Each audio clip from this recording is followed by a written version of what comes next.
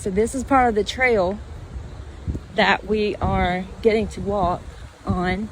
And there's a stream down there. And on the other side of that stream is the railroad tracks. So there's a lot of trees, a lot of cover. So they could probably move through here without being noticed, without being seen. You see through here, there's the railroad tracks up over there. And there seems to be another stop place up here on the left. So we'll stop and see what that is.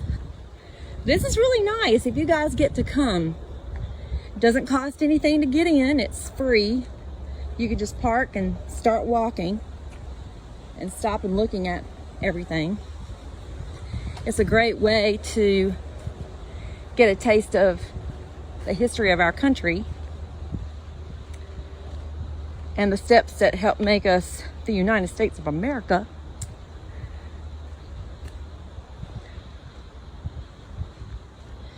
So, Confederate earthworms. It says this earthworks, I said worms. This earthwork was built by Confederate forces before the battle for defense of the railroad bridge. A young Goldsborough boy named Frank Castex saw this work on a visit the day after the battle, remarking the Confederates had two lines of breastworks, one near the railroad bridge, another about halfway between the railroad and the country covered bridge. This work was also shown on a survey map drawn by Union engineers when this area was captured by Union troops in 1865. The work originally extended farther to your left and extended at an angle to the right, ending near the railroad bridge. These features were destroyed after the war when the borrow pit from which the earth was taken in 1839 to build the railroad embankment was enlarged. So this shows you the railroad tracks, and like we're right here, and so this is like the trail that we're walking here. Cool, yeah? So the earthworks. So we're gonna keep walking down the trail. And so that's what this means, earthworks. So they built these passageways so they could get through and travel. There's another stop up here. And this shows a cross section. Those of you who remember us talking about trench warfare, this is some of the just very early workings of trenches. So it says this work consists of a deep front ditch, the earth from which was used to form the parapet. Behind the parapet, a broad but shallow rear ditch was dug, and the earth was used to form a firing step upon which men could stand and fire over the parapet. The work is situated at an angle to the railroad so that fire can be directed at an enemy approaching along the top of the railroad embankment.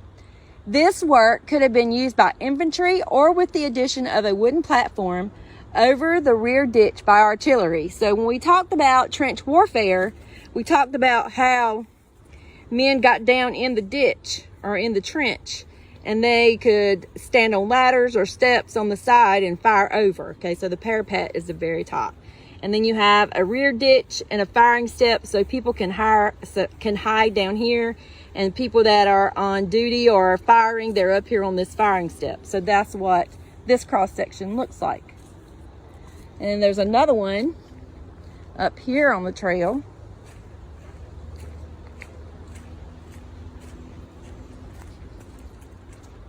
Oh, we're going to get to see the bridge.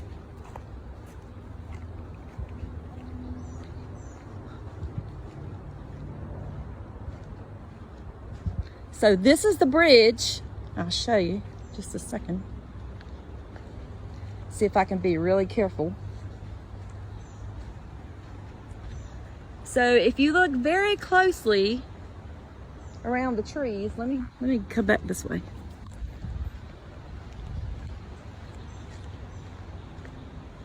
You can see the bridge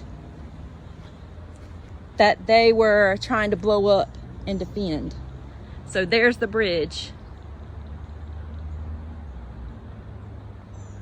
That's what this battle was all about, destroying that bridge so the trains could not get across and send supplies. And this is the Neuse River. Cool, yeah? Very cool.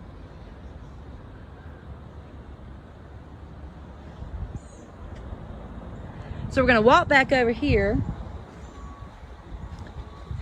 and see what this says about the bridge. Oh, there's Mr. Anderson and Oscar. Hey, Oscar. He's panting. He's a house dog. He's not used to this. Okay, so it says a Union assault on the bridge. So, Union General John G. Foster's prime objective, the wooden covered railroad bridge, crossed the Neuse River here. So, it's all metal now, but it used to be wooden, of course. After the 51st and 52nd North Carolina regiments were pushed back by the Union in advance, Union volunteers rushed forward to burn the bridge. 5 enlisted men from the 17th Massachusetts and 9th New Jersey, led by 2 officers, Lieutenant George Graham of the 24th New York Artillery and Lieutenant Barnabas Mann of the 17th Massachusetts, made their way to the bridge. Mann was severely wounded in the assault, but others continued forward. One witness described the assault. The Confederates on the bridge and those nearby, plainly seeing the object upon which these men were bent, directed their fire upon them with terrible fury. One of the volunteers crept down the embankment into the edge of the woods and, gathering an armful of dried leaves and lightwood, scampered back. While clambering back up the embankment, was discovered by a party of Confederates under the bridge, who with bitter curses sent their compliments in the shape of a shower of bullets and buckshot, one passing through his canteen, one through his cup, another through his coat, and still another through his old cap. Placing the leaves with the fuses upon a beam, they were set on fire, and in another minute the interior was enveloped in flames. Once the fire was set, Foster brought all his artillery to bear upon the bridge, to help in its destruction and to help the Confederates from extinguishing the flame. Keep the Confederates from extinguishing the flames. In a short time, the bridge was destroyed. Union troops then stacked their muskets and began tearing up the railroad tracks to further damage the Confederate supply line. So this is a picture of what the bridge looked like in 1862. And then this is another picture of them that someone drew of them tearing up the railroad track. So pretty cool, huh, guys? Okay, so I'm going to stop this video and get back on the original trail. And when we get to the next stopping point, then I'll tell you what it says there.